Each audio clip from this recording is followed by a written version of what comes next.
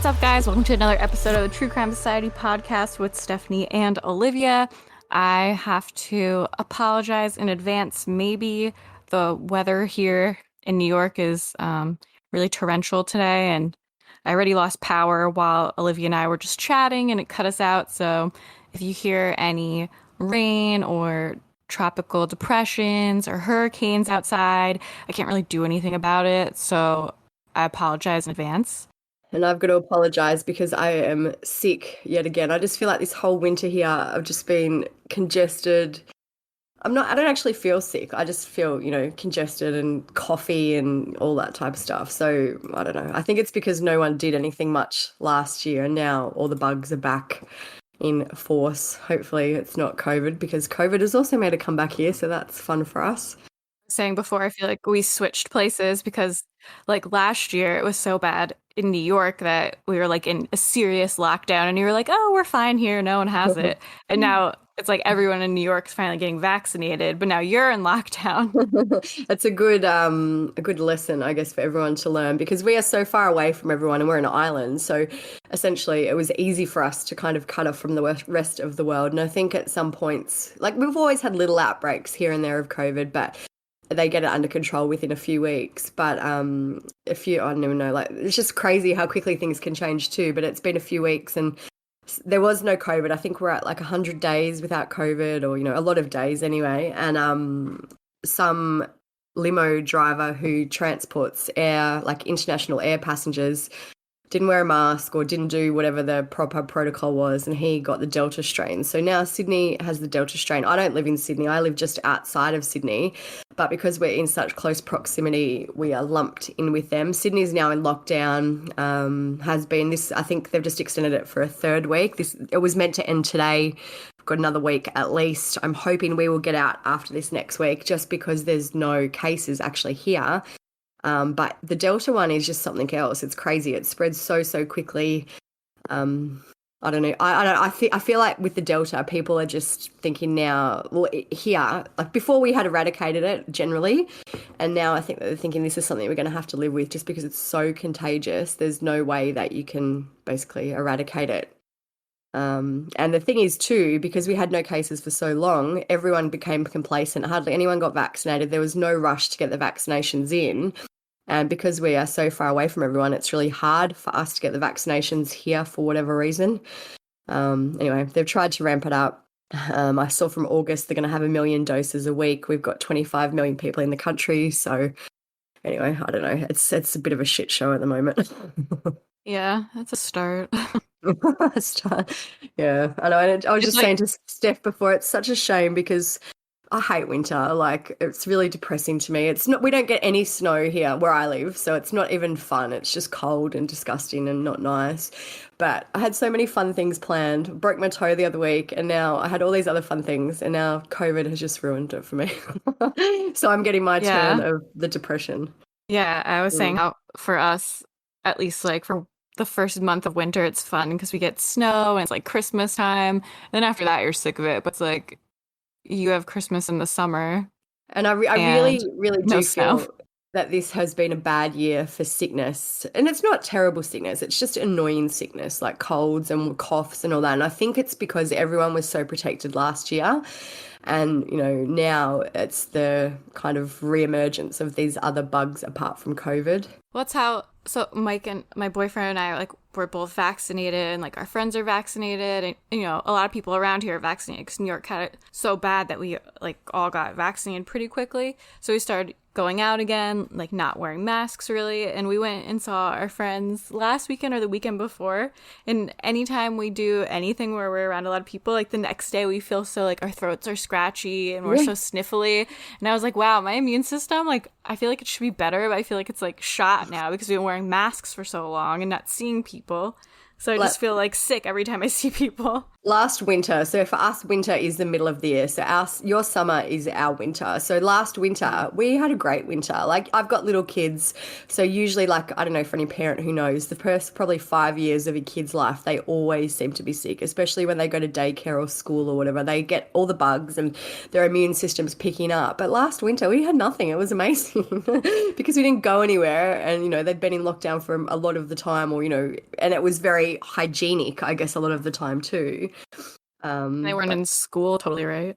yeah, no, well, I think we went back to school in like May or something. So they were in school for winter, but it just seemed to be a much easier winter. I don't know why. And I think then like social distancing got less because it was all right. And then, all these other things have since happened. But I did see some talk with a doctor and they're like, my kid is so sick this year. And he goes, I think it's honestly just because they had a year off from being exposed to all these bugs. And now that everything's back.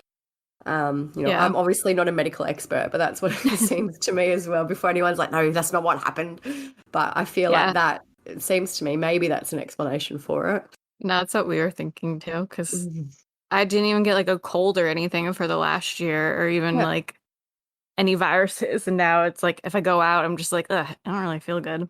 I've been seeing on my like Facebook memories or whatever that I think it was like 4 years ago, possibly around then, we went on a cruise and both my kids had just been diagnosed with influenza. I'm pretty sure it was Oh, I influenza remember B, that. like actual influenza. They were so sick and it was going around like basically the whole school was eradicated. And so I'm thinking, gosh, it's just been my oldest is nearly 10 and my youngest is 8. So every year of their life, generally, there's been some massive sickness for whatever reason. Yeah, So I remember that anyway. happening. Fun times. All right, so I guess we'll get into our normal episode stuff before the hurricane happens here and I lose power again. So let's power through this. Last week we talked a little bit about the Miami condo collapse. So there's a little bit of an update now that they demolished Other tower. the other part of the building. Because I guess that was kind of a threat because it was unstable, so they couldn't really search properly. The death toll is actually, as of 1 hour ago, 64. So they found 4 more victims on Thursday. 76 people are potentially unaccounted for, it says now. Yeah, and I'm sure by the time we put this out, it'll There'll be be totally more. different. But So still, I wouldn't be surprised if they don't find a lot of those people. They would have probably maybe been totally destroyed, which is terrible. But I wouldn't be surprised if they can't find a lot of them. yeah, it's weird to think about. I feel like they'd have to find something of most people. It just makes you also realize how fucking crazy 9/11 must have been. Yeah. It just seems like such a fiasco. Like, where do you even start? Yeah, it's crazy. Oh, very sad I saw one family, I think the whole entire family passed away. There was 2 little girls and a mum and a dad, and I saw that they buried them all in the same casket, which just think, oh God, it's just Mm. horrendous. There was randomly also, I know, 2 Australian people who actually were in that building and died as well, which seems random, but apparently they moved there 4 years ago and they were an older couple, like maybe in their 60s or 70s. So it's just, yeah, it seems to have reached a lot of countries, a lot of different, not just that little area. Yeah, I saw they said they were finding like most people just like dead in their bed. So you have to hope that they were just sleeping and kind of never woke up Hopefully, instead of being fingers like crossed. trapped and terrified. Yeah. So there's no way to really segue into this next, not really update, but just something random that happened. So That was so we're just random. gonna go for it. That Alan White, one of the missing executives that we've talked about before, we did an episode on him, and I'm sure we've done some updates on it in other episodes. Someone was using his photo on a panty buying website. Really silly. So someone posted that they're actually a member of this panty. It's called pantydeal.com and that they'd noticed that someone was using Alan White's profile photo as their profile picture. So basically the person's using is Massive Shaft. And I know it's like I shouldn't laugh because they shouldn't be using this photo, but it's just so crazy. So it's just the photo of Alan in kind of like a grey polo smiling, looks like a nice guy. And this is the person's profile. It says, I take time to look at who I am buying from to make sure I am not wasting my time. I want the best of the best. And if you can't provide that for me, then I'll respectfully tell you that I appreciate your time, but I must pass. And then hashtag asparagus, which I'm assuming that has something to do with what you eat and pee and is on your panties for whatever reason, which I know this is so crazy. Also, like, and then now that I think about it, like, why would you put your photo anyways? I know. What, Like if I had some weird like thing where I was buying people's panties, like I wouldn't be like, here's my photo. It says his hobbies are golf, spending time with my animals, long walks on the beach, sniffing used panties from sexy women, church, watching Supernatural, and buying vials of beautiful girls' lemonade. So I didn't really think much about that, but apparently lemonade is kind of code word for urine, which is interesting. And then he's also written other. I am looking for beautiful, sexy, and sweet women to please my needs. These are dirty panties, lemonade vials, covered lollipops. I don't really know what that is. I'm sure we could probably have a guess, but I don't really know. I don't Feet know. pics, literally everything. I'll buy your most off the wall things if it is of pleasure to get you paid. I get hard thinking about you making a personalized package containing dirty things just for me. It's so crazy. I I wonder, like, this girl needs to call him out. I know. We'll message him and find out what's going on because Be like, hey, oh, just be like, hey, not trying to hate, but just so you know, the person in your profile was a missing has now person been who's now found dead. dead. FYI. I don't know. You'd think surely you might do. I guess they've just Googled white. I would also, again, love to know what they Googled to find this photo because, who knows? But I bet that they like literally Googled like white man or something because his last name's White. Like, yeah. so that's probably what came up. Like white male. That was a very unexpected little happening. Obviously, it's just someone who's a troll or, who's picked a Well, photo that they found. I don't think it has any meaning for Alan's case. oh no. It's No. just someone who Googled like a stock image to use instead of just using like an avatar, but Just like the Chris Watts dad blanket and the maternity leave Chris Watts thing that we spoke about the other week. I know it's like if you're gonna use a stock photo, like do a little research on it. Make sure it's not a dead or missing person At least double check, or yeah. murderer, Just like put in a little bit extra effort. Yeah. But I think is that any other updates we want to talk No, about? I think that's it. All right. So how we came up with today's kind of topic is I was reading about a case of David and Kristie Evans, which we're going to actually speak about today. It's about a wife who kind of orchestrated the murder of her husband. And I got to thinking about this actually happens quite often. I know there's some famous cases which we'll talk about at the end, but I just started to go down the rabbit hole of kind of spousal murders and got a bit lost. So I thought that might be a good one to cover today.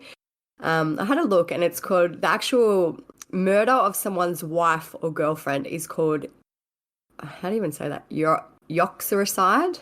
I'd say Yuxericide. I'm pretty sure we'll just say uxoricide, which means to cut or to kill. And that's the murder of someone's wife or girlfriend. And then the killing of someone's husband or boyfriend is called mariticide.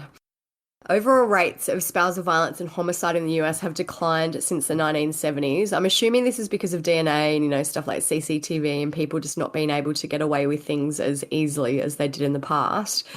Like why there's no more serial killers, really. Yeah, exactly. The rates of a man killing his wife are much higher than the opposite. So, obviously more men kill their wives and more women kill their husbands. Of the 2,340 deaths at the hands of intimate partners in 2007, female victims made up 70%. FBI data found that for every 100 husbands who killed their women, about 75 women killed their husbands. And if you live in these areas, you better watch out because wives are more likely to kill their husbands in Chicago, Detroit, Houston, and St. Louis, which is random. And in the region of Southeast Asia, 55% of all murdered women died at the hands of their partner. 40% of women in Africa died by their partner and 38% in America, which I thought it would be higher than that in America, but anyway. Yeah. I guess. Yeah, I don't know. It's weird. And so rates of men killing their wives fluctuate across Western cultures. 7 women are approximately killed per month in England and Wales, 4 women per month in Australia, and 76 women per month in the United States. That's kind of, I guess, proportionate to their populations as well. Mm-hmm. So the cases we're going to discuss today are 2 that I think probably have slipped a bit under the radar. The first one especially I find really, really wild. Like it's so crazy to me that this all happened. With that one, when I was trying just like reading the notes and stuff, I always like to look at Reddit to see like what other people are saying and like other opinions and stuff. So like the second case we're gonna talk about, I found a few threads about it. On this one, there was literally like one thread about this case with like 6 comments. So I thought it was crazy because I was like, this case is really crazy for no one to give a fuck. I really feel like this one could have had the Jodi Arias kind of notoriety because there is a lot of information and a lot of evidence and a lot of controversial, I guess, evidence-based, which we'll go into in a minute. But I feel like this just has it all. And it's for some reason, it's just been really, really low key. So I thought that people might, I guess enjoy isn't the right word because you don't really enjoy hearing about things like this, but be interested to hear about this case. So the first one we're going to speak about is the case of Pastor David Evans and his wife, Kristie. They lived in Ada, Oklahoma, and had been married for over 30 years when this all happened earlier this year. They'd started dating in February 1991 and were married just 4 months later. So at the time this all happened this year, David was 50 and Kristie was 47. So they had been married. Kristie was still a teenager when they got married, and David might have been right around 20. So over the years, the couple had 1 daughter and 2 sons together. David was a pastor at Harmony Free Will Baptist Church. I had a look at the church's website. A lot of their stuff has been scrubbed since this, but the website's still there, and basically the only thing it has on there is their motto or their slogan. And it says, growing the kingdom, growing the Christian, growing the mission. So In all capital letters. Yeah. Very aggressive. So the bulk of this story kind of takes place in March 2021.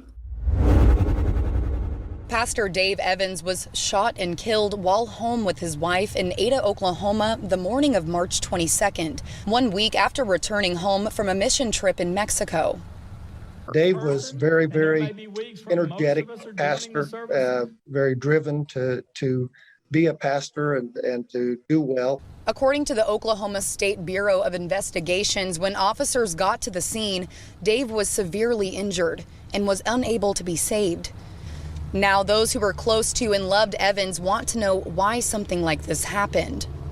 Heart-wrenching and something we still can't really wrap our minds around, that we've lost such a great man, great father, great pastor. Evans had served as a pastor at Harmony Baptist Church in Ada for 5 years. His loved ones say he was funny, unique, and cherished by the community. Miss him a great deal. Of course, they're shocked and devastated and can't believe this news. Investigators took to Facebook asking for any information as to who would want to hurt him. So far, investigators have not identified any suspects.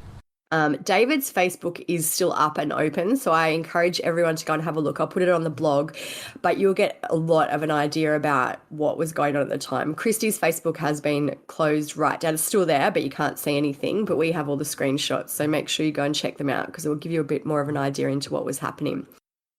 On March 18, David wrote a Facebook post about some mission work that he was doing near the Mexico border. He wrote, doing our best to be the hands and feet of Jesus and showing God's love to others, helping migrant people as they are dropped off right across the border by Border Patrol. So there's another one, he's got lots of posts of when he was in Mexico, but one says, spending some fantastic time in Mexico today. And it's a photo of a selfie of him on a street in Mexico.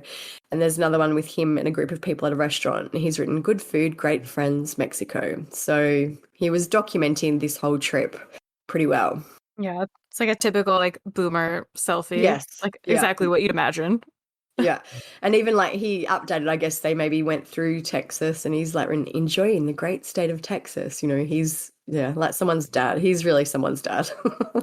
Just updating. Yeah. Before he left for the Mexico trip, so on March 15, a few days before, he wrote a Facebook post about his love for his wife. It's quite long. I'll just read some of it, but he's written, hot date tonight. This will include running a couple of errands and a much-needed trip to Walmart and then dinner out. Kind of funny. Not exactly the way I planned it, but schedule and needs often affect the best-made plans and intentions. Kristie and I do not take or make nearly enough date nights, so we often make sure we are dating while taking care of life's other duties. Tonight we celebrate yet another special anniversary. 30 years ago, I proposed to my girlfriend and she said yes. She went from girlfriend to fiancé to wife very quickly. After some maturing on my part, I realised she's still my girlfriend. I don't own her, can't control her. She's my equal partner, and I know how amazing she really is. So this goes on and on about how amazing their life is. And then he also says, which is interesting, I could have chased the almighty dollar, but I'm glad that together we have chosen to chase God. 30 years have seen a lot of ups and downs, and God has always been good and faithful to us, even as we have failed him. As life moves on, I hope you know that first I love God. So, he goes on. Thank you for our kids and grandkids. Thank you for being you. I also highlight the part where he says, can't control her, she's my equal partner, because that's kind of ironic Exactly what once you hear the rest of the story. So he says, he finishes with, so tonight as we run errands and date, know I love you. And if you'd have me, I'd do it all again. P.S. Doesn't my hair look really good in this pic? And his hair does not look really good. But anyway. So that was kind of their life that they portrayed to everyone on Facebook. She also wrote posts, as I said, that have been taken down, but, loving posts about her husband and how amazing he was and all that type of stuff. So they were portraying to everyone that they were really a perfect couple. Even on that boomer selfie that I said, she commented and said, that's one great looking man I have right there. So David came home from Mexico to his life with Kristie. She made a post on March 21, and she said that David had sent her specialty made necklaces while he was in Mexico. Part of the post said, so every day I opened a card and was reminded of how blessed, loved, and lucky I am. I love you so much, David. A lot of exclamation points. Yeah. So that was March 21. March 22, something happened, went wild. Kristie the next day, Kristie called 911 to report that her husband had been shot in the head while he was sleeping in bed. She says, someone shot my husband. He's in a pool of blood and I heard a loud pop. She went on to say he's bleeding out of his nose and his mouth and it's all over the bed and that she doesn't know how it happened. Someone shot my husband. He heard a pool of blood and I heard a loud pop. He's bleeding out his nose and mouth and it's all over the bed. Do you see a gun anywhere around him? No, I don't see anything. So this all seems to have come out of the blue. There was, from all accounts, no public, warning that this would happen. It just all happened very suddenly. I haven't been able to find much about the next few days following his death. I know that there was an investigation and I've read that Kristie was questioned a few times. But on March 25, so 3 days after the murder, Kristie confessed to police that she had orchestrated the whole thing. That's a little bit tricky because we're going to backtrack now, so it's not quite in chronological order, but I think it's important that we go into their life before the murder. Mm-hmm. There's been Facebook messages that have now come out between Kristie and David, which range from 2017 to 2021. And they show that David was very unhappy with his sex life. He pushed Kristie to make it more exciting. In one exchange, which was November 27, 2017, Kristie said she was open to anything, but only as long as it only involved the two of them. By the next month, David started asking her how she'd feel if during a threesome, he and another man would call her a bitch, a slut, and a whore. She didn't mind, she said, as long as the insults remained generic. She has also since said that David took her to nudist parks and also to sex clubs. Also a reminder, this is a pastor. Yeah, someone who just loves keep that in mind. He also started posting on Craigslist looking for sex partners. He kept hounding Kristie via Messenger, which is useful for us, I guess, because now we have all these, messages, and that I'm assuming this is all going to come out in court soon. He asked her twice to bring home a coworker for sex, and she said no, and he asked her to perform sex acts with other men. At one point, he demanded she provide him with a typed-up printed statement detailing their sex life. In caps, he wrote, "Must hear from you." So crazy. Oh, he's such a creep. In an hours-long fight that same April, the messages showed he called her a frigid bitch and blamed her for her failure to hook up with other swinger couples. They did not want a second round with you, he said. Kristie wrote back and said that she wasn't looking for sex with those people anyway, and then David threatened to take his own life. She wrote back, "I will be supportive and quiet, soft and gracious." And he wrote, "Give me something sexual, something now, something that you provide, not that I make happen or beg or force." And then caps, "You give something." Psychopath. He's such a jerk. So this went on from 2017 and they still had marriage troubles up until at least February this year. And David told their kids that Kristie was going to divorce him in February. Their daughter Brittany then tried for hours to contact her mother, and when Kristie finally answered the phone, she was acting robotic, offering brief answers and saying that the relationship was fine. Brittany later found out that while she was on the phone to Kristie, David was sitting there and had a .357 revolver aimed at his chin. It's just so crazy to me that this guy had such a double life and no one seemed to knew about it. The only people who knew about it were his immediate family, and that's it. Yeah, it's different than Josh Duggar, but similar in a lot of ways. We Yeah. have that public, religious, like Persona. family guy persona, and then behind the scenes, you're just like a fucking maniac. Yep. So at some point this year, 2021, David succeeded in finding a sexual partner for a threesome. The man that they found was 26-year-old Khalil Dini Square. The court documents that were released after the murder say that David and Kristie met Khalil a few months ago at a Super 8 motel for sex. Captain Beth Green, who's from the Oklahoma State Bureau of Investigation, said the three of them, Kristie, Khalil, and David, had a sexual relationship. Kristie and Khalil also had a separate sexual relationship, just the two of them. I've seen in some articles that Khalil is also referred to as David's lover, so it seems that all three of them were intimate together. This wasn't just a case of David watching Kristie with someone else. David was also kind of in the relationship. On one occasion at the Super 8 motel, Kristie dropped her phone number on the floor for Khalil to find, and the two continued to have a separate sexual relationship without David knowing.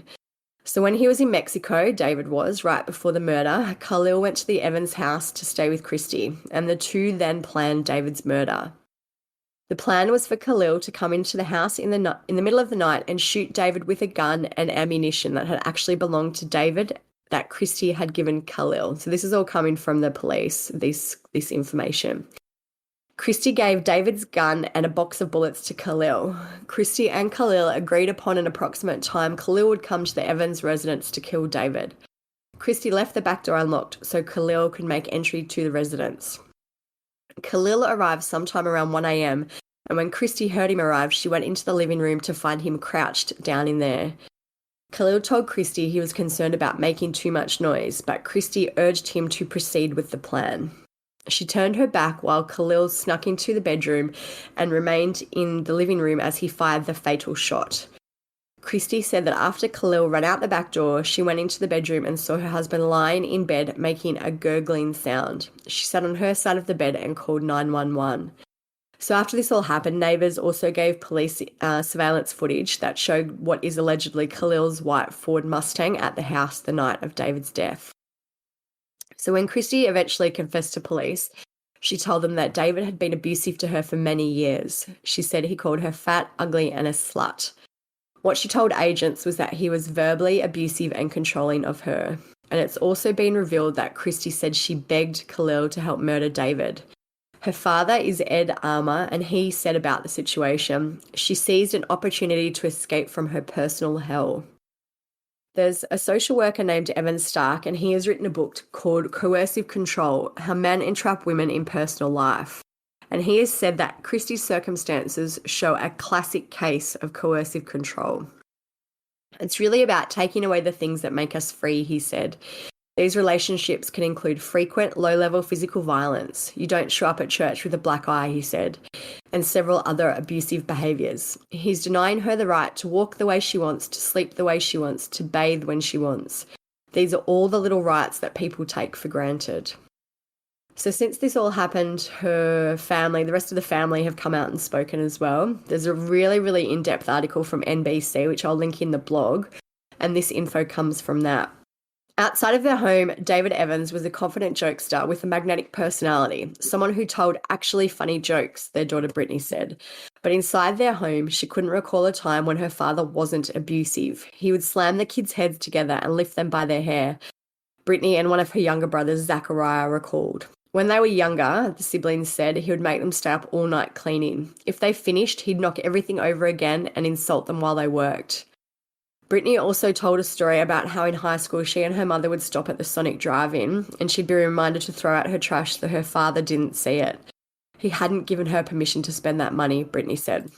On April 4, 2010, which was Easter Sunday, Brittany, who was 18, said her two younger brothers were placed with her mother's parents after her father physically abused them, and they reported the incidents to the authorities. Brittany said she was also abused at this time. The Roland Police Department doesn't have a record of the event. It doesn't keep files that old, which I can't believe that. It's 10 years ago. It's not that old. Maybe 10 years they keep them. Maybe, but surely they'd have to archive them. You can't just get rid of criminal Yeah, they're complaints probably after stored 10 years. somewhere and they just didn't want to get Yeah. them. Yeah. One of the brothers, Zachariah, also described the incident, saying he had experienced abuse by his father. The grandfather has corroborated this and said he and his wife cared for the boys after they were moved from his daughter's house. Kristie also spoke about physical abuse that she endured by her husband. She said he would hold a pillow over her face while yelling and pinning down her arms, she said. She didn't tell anyone because she feared what he would do if he felt disrespected. Plus, she said nothing ever left a mark. So in our group, when kind of the bare bones of information were out, it was just basically that Kristie had killed her husband and that she might be putting forward a battered wife plea. And everyone was like, don't know how I feel about this. People even questioned why she didn't leave. She obviously had a chance. She could have left. David was away for days right before the murder in Mexico. She could have packed up and left. David's mother, Jean Richardson, also feels that way. She said that Kristie had her own car, a job, and a credit card, and it showed that she wasn't so controlled that she was homebound. And if their relationship was so bad, Kristie should have left her son or sought help. His mother said she could have gone to a new city or a battered women's shelter. This young woman was not too dumb to know these things are available, which pretty harsh. Yeah, I think it's a really shitty view to have, especially from... Is that her mother? No, David's mother. His mother. Well, yeah, I guess that's why she would say it, because it's his mother. But I was going to say, if that's her mother, that's, like, wild. But I just wanted to make a point to say that obviously it's not that simple for victims of domestic violence. It's not that easy to leave. And I think the next story we're going to talk about kind of shows you why. Like, leaving is the hardest part and the scariest part and the most risky part of when something terrible can happen. You kind of have to plan ahead. And obviously this isn't something that we're going to get, like, deep into because there's so much to it. But usually, like, domestic abuse victims, like, they're also mentally abused and you feel so much shame and they're made to feel like they're a piece of shit, basically, especially with him, where, like, the daughter was saying, like, he was funny, he did jokes, he was a pastor, like, publicly everyone, like, loved this guy. Like, who's gonna believe Kristie that behind the doors, like, he's a abuser, terrible person? So they're just, like, master manipulators, and in a lot of situations there's just, like, so much to it and they're just scared. It's not always easy to escape. This is a real case where she had been controlled for decades. So it's not just something that she can, you know, it's they were together for 30 years. Yeah. So she would have been in some, you know, aspects brainwashed to stay there. That's not something that you can just turn off because I'm sure she knew she should probably leave, but it's not that easy. Yeah, they just, like, the abuser, like, makes the victim so insecure that they're like, I can't survive without this person, and, like, I am a piece of shit, maybe I do deserve it. And it's just a lot of mental warfare also, along with the physical abuse. Yeah. Kristie's actually spoken to the media about why she didn't leave as well. She said that she stayed with him due to a complex mix of shame, concern, and fear. Shame over her secret life that the husband had pushed her into, concern about what her departure would do to him, and fear of who he might hurt after she left. I feel like her concern was probably a lot for her children as well. Yeah. Yeah. So their daughter Brittany was asked by the media why she thought her mother finally snapped. She told them that her siblings and her knew that they could leave when they turned 18. And she said, we knew we could escape. My mum didn't see an end to it. I don't think she had it in her to continue living that way. Kristie and Khalil are both currently charged with first-degree murder. Both of them are due to actually have a hearing today, which is July 8. I've just had a look online. There's no news yet about that, but we will give an update when there is. Kristie's defence team have said they intend to present her case as that of a battered woman. So I had a look and there was the NBC article outlines the case of Sally Challen, who was a woman who was sentenced to a life term in prison for bludgeoning her husband to death with a hammer. So this was a UK case, I believe, but the killing and its aftermath were widely covered in the media, and her sons publicly advocated for Sally to be released from prison. In 2019, a judge found that Sally's mental illness had been worsened by years of coercive control. She pled guilty to manslaughter, and her life term was reduced to time served. So she basically got out of jail straight away. I feel like there seems to be enough evidence in this case of abuse and control by David that will be taken into account for her court and sentencing. Yeah, especially since he put a whole bunch of shit in writing on Facebook Messenger of acting like an abusive psychopath. So And I for think she has years a good and years. chance. Yeah, I don't know if they'll be able to, I don't know how it works there, but if they'll be able to kind of lessen the charge or if she will, I don't know, it'll be interesting to see what happens with the actual court process. Yeah, because it's like they can argue, obviously, that's premeditated, but they can also argue that he was abusive. And Yeah, so it's hard to say like which way it'll go. I feel like she probably has a half decent chance of I think so. getting a lesser charge or, sentence anyway. Depends who's on the jury. Yeah, true. So a few hours before he was murdered, David gave a sermon at the church. It was posted on the church's Facebook. The whole page has since been deleted. During this sermon, he talked about the ways the devil tries to seek and destroy those who witness God's power. If the devil is not attacking you, he said, it means you aren't doing enough to make others believe in Jesus. What a challenge to us, because who's coming to Christ because of us? Who's believing in Jesus because of us? And if we're doing anything in that direction, expect for the enemy to come and destroy you. So don't be shocked and start whining and crying. Expect it. Be prepared for it. If the devil is not attacking you, there is a reason. If the devil is attacking you, there is a reason. And when David made a post too on his Facebook the day, I'm pretty sure it's the day he died, or maybe right before anyway, but he shared a post and it says, live your life so that people realize we are no longer dead, but are alive again. So it's a bit creepy now, knowing what happened. The whole devil thing is just like a weird thing to say regardless. Yeah. Like, fuck off. The church released a statement following his death, and it said, Harmony Free Will Baptist Church has been grieving the death of our pastor, David Evans, over the last few days. The circumstances that are now coming to light have taken us by surprise, and we are greatly saddened. We are aware that even pastors can succumb to human frailty. Great. I just based on the facts that, the base facts, I feel for the church because it sounds like no one had any idea of this other life that he was leading. If they did, I don't, obviously feel as bad for them. But if this all came out of the blue, it would be it'd be hard for them. Because this guy, everything he's done has gone against all the values of the church. And I was going to say before that someone in my family was married to a man and they had an abusive relationship, and like none of us knew it for years and years because it was the same thing where she kind of didn't let anyone know if there was like any suspicion of like a bruise or something. There would always be like a reason for it that sounded plausible, and she just like 100% was not the type that you would ever, not that there's like a type, but she was just like such an independent person, very strong-willed, like had a good job, like you just wouldn't think it. But her now ex-husband, the abuser, he was such like, I guess like a sociopath is the right word, because he was so likable, so funny. Like if you were just like someone to meet him, you would never suspect like the fucked up shit he was doing behind closed doors. So it just seems like these people who are abusers a lot of times are just like have great personalities, are funny, likable, like out in the world, but it's all just like a front. I'd be interested to know why, if any of this came out before 2017, where he kind of started hounding Kristie to have a threesome and, do different sexual things, if this was something that had always gone on or if it just kind of started amplifying in 2017, or I'd love to know more about what was going on at that time. Yeah, I mean, they were together for 30 years. So it's like, was it the whole time? Was it half the time? Was it just like a recent thing? Just be curious. Maybe a midlife crisis for him. Yeah. So the last bit in this case for now is that I found his obituary online. Kristie is listed in it. I don't know if this was published after she confessed or before, but anyway, she's still in the one that's online. It says, David Evans, 50, formerly of Roland, died March 22 in Ada, Oklahoma. He's survived by wife, Kristie of the home, one daughter, two sons, and it just goes on to list the grandchildren and the other parents.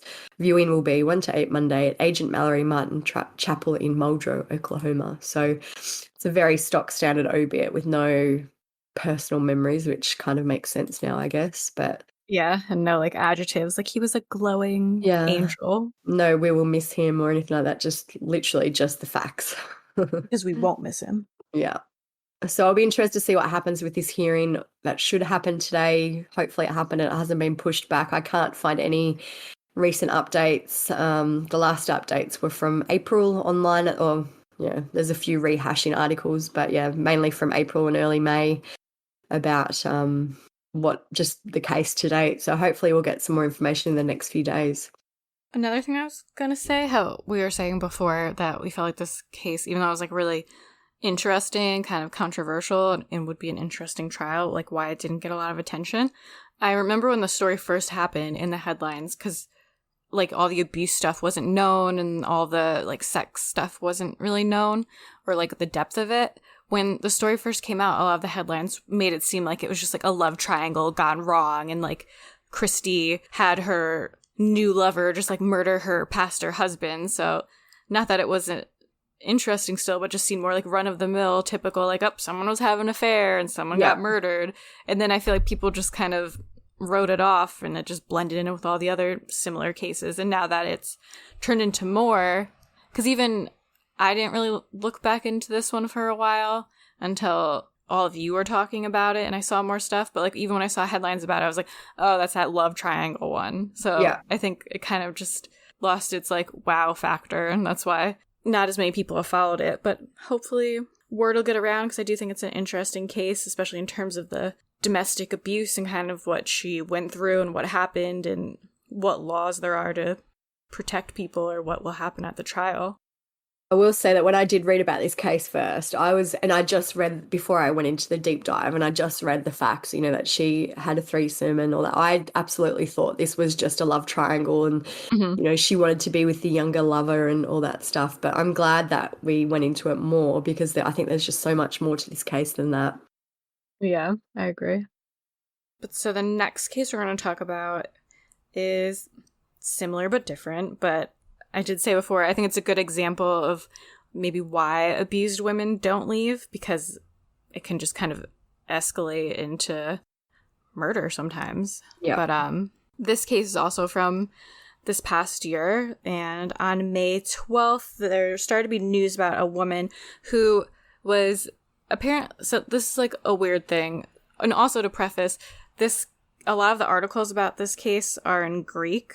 So a lot of it's translated, so there's a few lost in translation issues, Yeah, and some of the wording might sound weird, so just keep that in mind if there's like a age discrepancy or a time discrepancy, or just something sounds weird. A lot of it wasn't in English for the first part. Yeah. But so another thing with that is everything says that this woman, she's 20 years old, but if you look at her birthday, she would have been 20 years old like now. Her birthday was in July.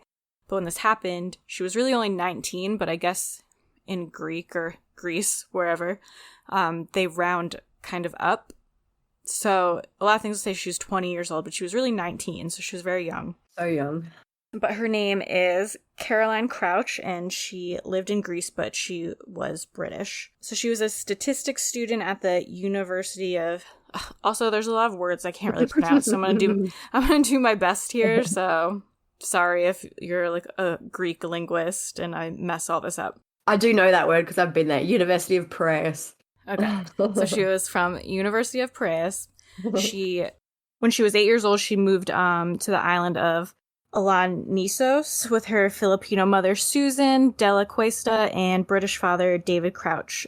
At the time this all happened, Caroline lived with her husband, who was a pilot, and this is another rough name. His name was Charalambos Babis Anagnostopoulos. Oh no, he's got a very Greek name. Yeah, it's very Charalambos Babis I don't even know. Agnostopoulos. Anagnostopoulos, I think it is. But we're just gonna call him Babis. Babis, yeah. That's his nickname or whatever, yeah. I guess. And they also lived with their 11-month-old baby, who was named Lydia. A nice, simple name. Love to see it. In the suburbs of Glyka Beta in Athens. At the time of Caroline's murder, she and Babis had been together for... This is where one of the discrepancies is. Either they were together for like 4 to 5 years, and if you do the math, that would have made her somewhere between 14 to 16 years old when she met him, and he was like 28, I think. Yeah. Like, I've seen some articles say she was 15. I've seen some articles say she was 16. Either way, she was way too young to be dating a 28-year-old. That's the bottom line. So we have their Instagram profiles. They have a family one that says Our Family Journal. And Caroline had one, and Babis had one. All of them are private except for Babis's, but doesn't really have anything overly thrilling. He does have photos with her and posts with her, you know, trying to make it look like they're living the best Instagram aesthetic life ever. But he's quite good looking. Like, he looks kind of baby faced and, you know, handsome, and she's beautiful, and, you know, their life's gorgeous. Has got travel photos and photos of his helicopter, and because he was a pilot and things like that. So like, there's only like 18 or so photos on there, so there's not much for over the years, but, you know, what is on there is very pleasingly, you know, aesthetically pleasing. Yeah. The last photo they posted, was that after she died or before? So there's a photo of them on their wedding day, and that was posted after she died, and the last photo was 9 weeks ago, so that was right before she died, and that was of them in Dubai. Yeah. So I think the most recent one of them together was meant to kind of be like a memorial. Yeah. The caption on it was like, "Until we meet again," or something. Yeah, like have a nice trip or have something like that. Yeah, it was something like ambiguous, but yeah, if you know what happened, you're still like, we don't know what it is, but yeah. Oh yeah, I just used Instagram Translate, so it says, "Together forever. Have a nice trip, my love." Yeah. So like ambiguous, but so Babis, once she was murdered and the police were involved, he used the old burglary break-in story that seems to be everyone's go-to. He said that burglars had forced their way into the couple's home and had tied him up while holding a gun to their baby's head, and that the burglars forced Caroline to tell him where $54,000 worth of cash and jewelry was hidden, and then they strangled her. Like, that just doesn't seem like realistic. Yeah. So at the time, there was a news article, and the article described what happened as this. They said, the robbers forced their way into the 2-story house at 4:30 a.m. this morning after breaking a CCTV camera and hanging the family's dog, Bruno, by its own leash. According to the news site, a fourth criminal kept watch outside the suburban home as the other 3 found the couple sleeping with their child in an attic bedroom. Miss Crouch was tied to the bed using a t-shirt and was strangled to death, reportedly to stop her screaming for her baby's safety.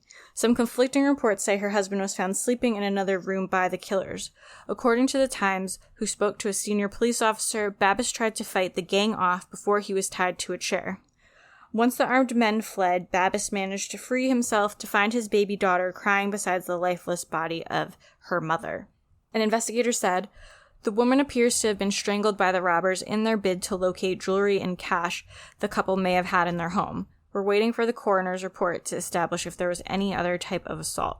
Locals say Proto Thema reports that the distraught husband told police about the moment he was attacked by the 3 men. He said, it was shortly after 5. I saw 3 hooded men. One was tall. They shouted and threatened in broken Greek. They tied me to a chair and then went on my wife.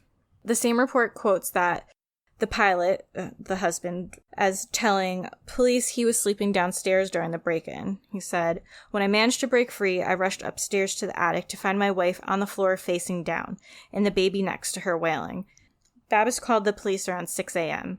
And I thought it was confusing, because didn't they say she was found tied in the bed, and he's saying she was found face down on the floor? I don't know if it's just because there's so many different stories that it's all just kind of a little bit muddled up. Yeah. So it's like, it could be translation, could just be that it was a big mess of stories at the time, or he was just messing up his own story. Yeah. Who knows? So the Greek government immediately issued a reward for $465,000 for info leading to the identification and arrest of the men involved. Police spokesperson Theodoros described the murder as a heinous crime committed with extreme ferocity. He said, we've seen several other ugly murders throughout the years, but this was extremely brutal and violent. So the Greek authorities began the investigation into Caroline's murder. They found a psychologist who said he'd been treating Caroline for postnatal depression and had separately been treating Babis for an unspecified condition as well. So DNA evidence collected from underneath Caroline's fingernails proved to be inconclusive, and the CCTV cameras at the home failed to provide clues because they were either not working or didn't have enough memory on the night of the break-in to save the recording of what happened. Very convenient. Yeah, very convenient. It's like the robbers just like knew it was the perfect moment. All the stars aligned. Investigators are trying to work out how the burglars had known there was $10,000 cash in the house after Babbis told them that the thieves seemed to know about it. We talked about this in our group, and someone in the group who was local to the area made a post right after this happened, and they said, "There's currently no suspicion around the husband. He had recently withdrawn a large amount of money from the bank in order for the family to purchase a land lot, and police are thinking that the robbers had inside knowledge of this, and they were monitoring the couple's moves. There was foreign DNA under her fingernails that had been collected, and they are running all the evidence through their criminal database." They put the gun on the baby's head to make them reveal where their money was. The woman started screaming and reacting physically. Apparently she was a martial arts athlete. They gagged her with her own shirt to stop her from shouting and basically smothered her and left her on the bed. Her cause of death literally just came out, and it's asphyxiation due to airway obstruction. The husband was on the floor, tied and blindfolded throughout this ordeal, and at some point he said he stopped hearing his wife's voice. It took him more than an hour to manage to untie himself and call the police. They went on to say, "I don't think they entered with the intention of killing her and leaving him alive. I think she was collateral damage because they got scared by her shouting. Just like they killed and hanged their poor husky puppy that was barking. I really don't think the husband was involved. There was nothing in it for him, and it really doesn't look like one of those cases, but I guess time will tell." I just have to butt in here. At the start, I said, I think one of the first comments I said was, "I'm suspicious of the husband. This sounds sus." And then this other person who gave her a lot of really good info, local info, they were adamant. They were like, "Nope, the husband isn't involved." You know, no one thinks he's involved. So it's interesting just to see the different, I guess, points of view at the time. Yeah, I think it's hard to say just because it's like, I already know what happens. But like the whole robbery story just seems kind of weird. Like, yeah. I wonder if I didn't know if I'd believe it more because I didn't follow it at the time it happened. But a lot of it is like, what? Why? Like, I'm sure it could happen. And it also reminded me of the murders that happened in Cheshire, Connecticut, where the husband was tied up in the basement and the random burglars like murdered and tortured the wife and kids upstairs, and he could hear it happening, but somehow the husband escaped, and they were all murdered. So I was like, I wonder if he heard that story. But anyways, at Caroline's memorial service, Babbis gave a eulogy, and he said, "Our loved ones are the most important people to us all," he said at the time, while wiping away some tears and holding their baby daughter in his arms. And he also said, "You should always look after your loved ones and enjoy your time together." Ballsy. Bold move. Knowing what's about to come. The investigation went on for over a month, and a suspect was detained but released when they found that they couldn't tie the person to the murder. And on June 15th, there was a big break in the case. So detectives, and this is really interesting. I love when cool forensic investigation stuff happens. I do think this was a really cool thing that they did. Yeah, we're kind of being nerds about it, but... So detectives took biometric data from Caroline's smartwatch and analyzed the exact time her heart stopped beating. They learned that this time had differed from Babbis's account of what happened. Police took him into custody for questioning after they realized that. So it's cool to think that like your smartwatch, your like fitness band, they could use that to figure out who murdered you if you ever get murdered. So, go out and buy one if you don't have one. It would be great to have Fitbit as a sponsor right now. So officers say the couple were bickering in the hours before her death via text messages exchanged in English, showing that one had called the other stupid. Wish they elaborated on that a little bit more, but that's what we got. The first official statement in 5 weeks since it happened, the police said, "The husband of the victim in Galika Nera is at the homicide department in order to be examined as the only eyewitness following new data that has emerged from the inquiry." So the day after Babbis was taken in by police, he confessed to killing Caroline. Police determined that he had used his phone during a time when he initially told them that he was tied up in the basement, and his activity tracker also alerted them to that inconsistency. So basically, he said he was tied up in the basement, but his phone and fitness tracker showed them different. So from there, we learned that Caroline's biometric watch later recorded an intense pulse stimulation when Babbis began attacking her in front of their daughter. She was asleep when he began the attack. She fought him for some 10 minutes until her watch recorded that her heart had stopped. Babis then placed baby Lydia next to her mother's body in a bid to create a more convincing crime scene. It's like, sure, traumatize your child while you're at it, whatever, at this point. And then, as a more, just like another what the fuck twist, he also drowned their puppy and hanged its body from a railing to blame the fictional Albanian criminals who he told police broke into the house. So it's just like, this guy's really fucked up. Yeah, definitely. So on the night of her death, Caroline messaged a friend saying she was leaving her husband, and data from her phone also showed that she tried to book herself into a hotel that night with her daughter. So like I was saying with the last case, sometimes when they do try to leave and escape, like if you don't have this elaborate, sneaky plan, it just escalates, and this is what could happen. So while Babis was at the police station, he was interrogated for 8 hours before he eventually confessed. He said that night we had been arguing from early on. At some point, she threw the child in her cot and she told me to get up and leave the house. She pushed me and punched me.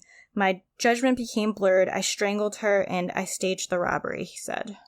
So he was charged with premeditated murder, animal abuse, providing false testimony, and filing a false police report about the robbery. So then it seems like Caroline kept a diary, and some excerpts from this diary were leaked to the media after Babis was arrested, which is kind of an issue, and it's something that it seems like they're going to fight about because it's evidence technically. And So come out, yeah. yeah, like it could affect the trial or the jury and all that.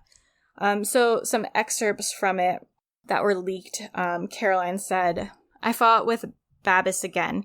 This time it was serious. I hit him, I cursed at him, and he broke down the door. All I wanted was for him to ask how I am when I woke up. I woke up so weak and tired. I'm thinking of leaving. I'm thinking of going to my sister's. I don't know if I can keep going with Babis. I love him so much that I can't leave him, even though this relationship hurts me." Then when she was pregnant with Lydia in 2019, Caroline wrote, "Last night we fought with Babis because I had a meltdown because of my hormones. I yelled at him and hit him and told him I don't want our baby. I'm not well. I'm very upset. I know he would never hurt my baby. My love for her is stronger than anything in the world." And then on July 3rd, 2020, when Lydia, the baby, was only a month old, she wrote in the journal, "Today my little one is a month old. It's also the day I told Babis I want to leave. I feel awful." So that's all we really got from that. So it's really just tiny glimpses at a bigger picture. Babis's lawyers were obviously not happy that the diary entries were leaked, like we were saying before. Separately, the Supreme Court prosecutor, he ordered an investigation to how the diary entries were leaked to the media. In a letter to the Athens prosecutor on Tuesday, one of the attorneys said their publication was an, quote, affront to the deceased's personality and may even contribute to generating a favorable climate for the defendant over the course of the criminal process. So it seems like they kind of maybe see an out to all of this, and they're going to try to go for mistrial or something like that over it. So hopefully that doesn't happen. Babis, he's been appearing in court more recently over this, so some more information did come out about the night of the murder and his relationship with Caroline. Police released what they think is an accurate timeline of what happened that night. So at 12:35 a.m. on May 11th, a CCTV camera on the ground floor of the couple's home captures its last image, which police say shows Babis sitting on the sofa. In his arms is his infant daughter, and in his hands is a phone, which they say he was using to text Caroline, who was upstairs. And they say that the couple, the two of them, they were in the midst of an argument via text. And Olivia and I were saying before, because it seems like there's, I don't know if it's a discrepancy or just like it's not clear, because it said when they're talking about the data from her watch that she was asleep before the attack happened. So my guess is she was asleep until maybe midnight when they started texting arguing, because it goes on to seem like she wasn't just asleep before this happened. Yeah. So then 1:20 a.m., Babis removes the memory card from the camera. According to data stored in the device, he'll later admit to snapping it in half and flushing it down the toilet, and what officers argue is evidence that Caroline's murder was premeditated. So in between, this is like a big general time slot. So between 12:30 a.m. and 4 a.m., Babis and Caroline continue to argue over text messages, which officers describe as particularly sharp and hard, with the couple fighting fiercely. At some point, Caroline messages a friend to say she's leaving her husband, and she also attempted to check herself into a hotel for the night. Police say the argument ended with a face-to-face confrontation in front of their daughter, with Caroline ordering Babis out of the house and telling him she wanted to get a divorce. So right after that, at 4:01, a fitness tracker attached to Caroline's wrist shows a sudden burst of heart activity. Detectives believe this is the moment a fight broke out between the couple, and in a statement to police, Babis said that Caroline hit him and he lost control, throwing her onto the bed before pressing her face into a pillow. 4:11 a.m., Caroline's fitness tracker shows that her heartbeat has stopped. She is dead. Detectives say Babis stuffed cotton into her mouth and then smothered her. And then from 4:11 to 6 a.m., Babis spends the pre-dawn hours staging an elaborate break-in. According to the police's versions of events, he broke a latch on the downstairs window. He turned out hiding spots to make it look like the house was robbed, like flipping drawers and flipping things over, like people were searching for stuff. And then in a sick twist, he drowned the couple's seven-month-old husky puppy and hanged its body from a stair banister with its leash. And he later told police that the robbers must have killed it on their way in so that the dog's barking wouldn't wake anyone up. I know, it makes me... That's like... puppy. Just like, really is... It's like murdering is bad enough, but then like going out of your way to then just also murder a puppy when you didn't really have to. Like, I saw a meme the other day and it was like, when you find out the family annihilator killed the family dog, you've just gone too far. It's like with wasn't it the Tote family where everyone's like, but the dog, is the dog okay? Breezy, where's Breezy? Oh my god, Breezy. Breezy lived, right? Breezy was... No, Breezy died. He did. Sure Breezy died. I think sure you're right. Breezy. Yeah, Breezy was also stabbed. So rude. I remember he's dead. I know, so terrible. It's like, leave the dogs alone. Anyways, so then it seems that Babis blindfolded himself, tied himself to the bed, and placed a call to a neighbor who alerted them about the burglary. So I guess then the neighbor called 911. So while he was being interrogated, Babis also spoke about his panic on that night. He said, "I thought of making one last attempt so that Lydia might at least grow up with her father. I thought of disappearing," this is a translation thing, "I thought of disappearing Caroline's body, but it was impossible for me to do so. Just looking at her, I cried. The next thing I thought was to say that someone else did it. I would tell the police the robbers entered the house. I was in a panic. I did not know what to do. I thought that in order to look more plausible and to believe that rogue robbers had entered, I would have to hurt the dog, because no one would think that he could harm a dog." So that's what he thought. So it also emerged that Babis asked Caroline's parents for money after her murder. First, he killed Caroline, and then he asked her parents for money to pay for her coffin and to fly her body from Athens for the funeral, and they gave him 4,000 euros, and he paid nothing. Yeah. And some reports allege that Caroline's mother gave Babis 17,000 euros 10 days before the murder, but we don't know much about that yet. I wonder what he needed that money for. Yeah, it seems like he, that we're about to get into, was into some maybe shady stuff. Yeah. So one theory that has emerged during court proceedings is that Babis was smuggling drugs for cartels and that he killed Caroline when she found out about that. Because, he's a pilot, so that's probably helpful for drug smugglers. Police officers found that the couple had recently purchased a $47,000 plot of land, designed a $140,000, I'm saying dollars, but it's euros, home, and enjoyed an expensive getaway to Dubai recently. Caroline's father, David Crouch, he even said that he believes there was some foundation to rumors that Babis was involved in drug smuggling. Caroline's parents, Susan and David, they spoke about the situation. David said, "Susan and I will spend the rest of our lives making sure that justice is done and ensuring that her little daughter Lydia is brought up with all the advantages that we can give her and that the memories of her mother live forever." The Crouches have been given temporary custody of Lydia, It's thought that Babbis's family also want custody of the child, so a permanent custody arrangement is pending by the court. So that's like a whole nother fiasco. Like, it's like I wouldn't want my murderer's family seeing this baby, but then it's like, you know, it's not their fault that their son's a crazy murderer, probably. Yeah. So that sucks too. So Babbis, he faced the media outside of the court complex in Athens recently, and he said, "I would like to say a big sorry, and I wish I could go back in time, but I can't." It's like, thank you for that. Protesters were screaming at him, "Rot in jail," and "monster."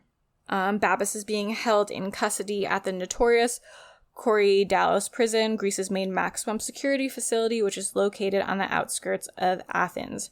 And it's considered one of Europe's worst jails, and it's blighted by gang violence, overcrowding, and drugs. It's so bad that the Greek government has actually vowed to shut it down eventually. But under Greek law, his trial has to take place within the next 18 months, and during that time, Babbis will just languish in the shitty, scary prison, which is fine. I don't really understand. Like, I was trying to figure out last night the whole Greek process, because it seems like there's a lot of hearings for not actually being a trial. Yeah. I don't really understand how it works. Yeah, If you do, send us a message, yeah. And I had a look at some photos of the prison too. It does look pretty horrendous. Like, there's one photo, there's like 4 rows of bunk beds, one single bed. Like, it looks like it's a slum, basically. Like, I know it's a prison, but it doesn't look clean. It doesn't look hygienic. It just looks... The slum of prisons. A slum, like a prison slum. It does look like a horrible place. Yeah. So, media reports say that Babbis's defense will be that he was in a blurred state of mind after his wife was, quote, verbally and physically aggressive towards him. So if his account is believed, which I doubt it will be, hopefully, he could see any potential sentence reduced to a maximum of 15 years in prison. The most recent updates in the case were a few days ago. One article said, this is also crazy. Not crazy, but just like, what? Cops refused to transport Caroline Crouch's husband by a police chopper in case he tried to crash it in a suicide bid. Like, you can't control someone in a helicopter? Like, he's gonna somehow overtake it? Like, all right. It's not like he's a big guy. He was just like a little scrawny shrimp. Yeah, like, I'm sure if they handcuffed him and, you know, restrained him, it would be fine. I think that's just a bit of sensationalist reporting by the tabloids. Like with Josh Duggar when they're like, the house is desolate. Yeah, exactly. And grim. And then the other little news update was that it said Caroline Crouch's killer husband smiled like he was on a cruise after being arrested. More funny on a sensationalism. cruise. Like, what a random comparison. Yeah, not all cruises are fun.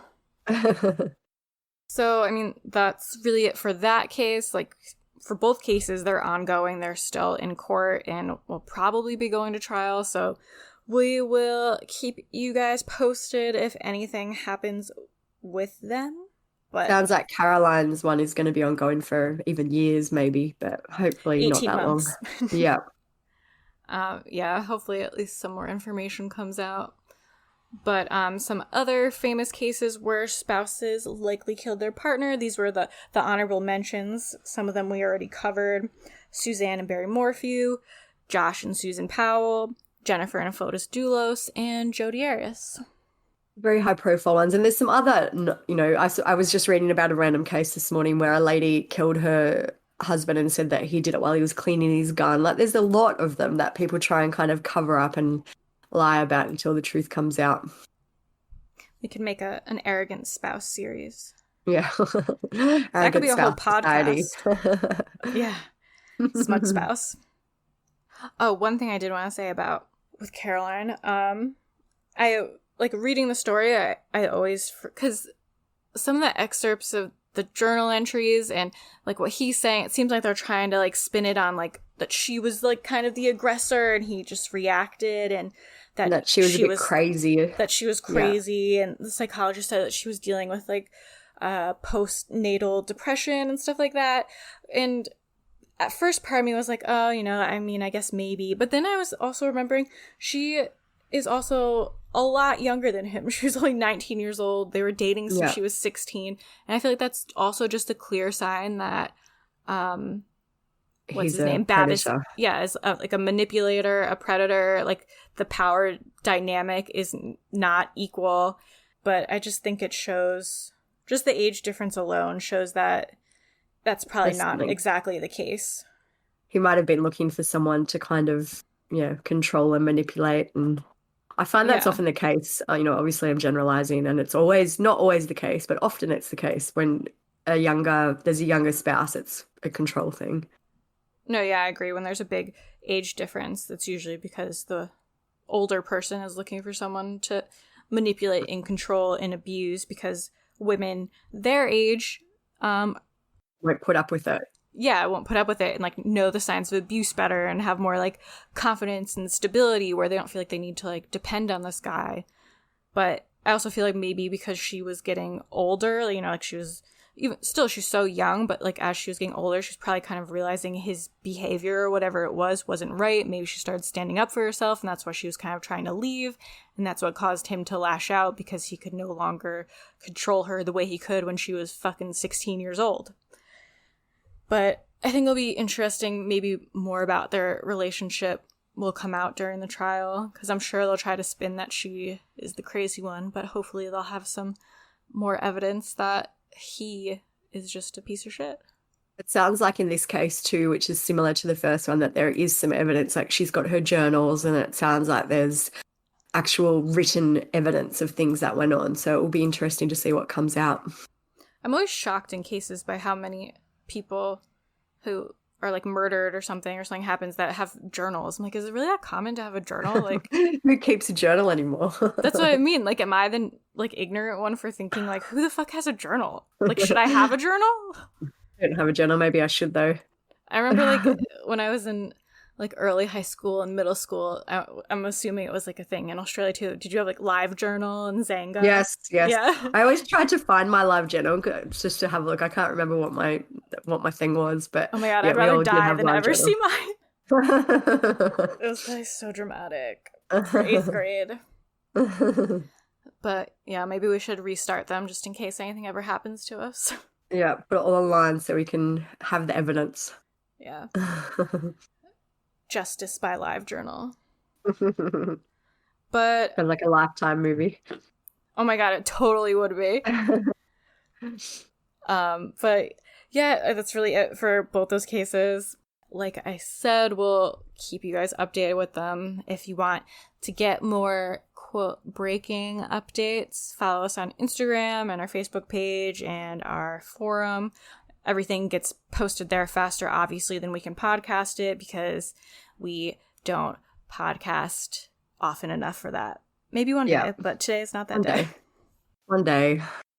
One day. If you guys keep listening and give us good reviews and get other people to listen, maybe that one day will come sooner when we can quit our jobs and our job can be podcasting. So let's manifest it. Go leave a good review right now if you haven't already. If you have, make a fake account, leave another good review. I've had some nice ones this week, so thank you. We always put them up on our Instagram, so thank you. Yes, they really do mean a lot to me, because if I wasn't getting good reviews or if we were getting mean reviews, I would not be doing this still. So keep that up. But yes. Otherwise, I don't know what we're going to cover next week. If you guys have any ideas, let us know. But otherwise, that's it. Is there anything you want to say? I think that's it for today. All right. So we will see you guys next time. Yeah.